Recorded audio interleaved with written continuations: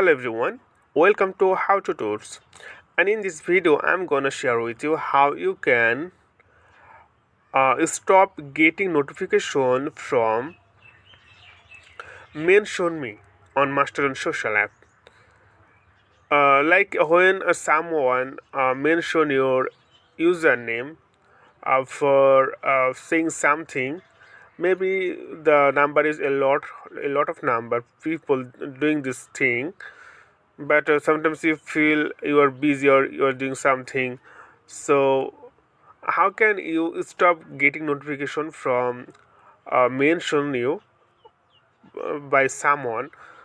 You can easily do this, so watch the video till the end, then you will learn. So now let's begin the tutorial. Here you can see Mastodon app, so click on your Mastodon, then go to here top right corner on your screen, this one. So click on this and scroll down a little bit, and here you can see the option mention me and the notify me when anyone. So this one by default it's turn on, so when you click on the circle, then it will be turn it off. And after that, when someone mention you, then you are not able to receive any notification from them.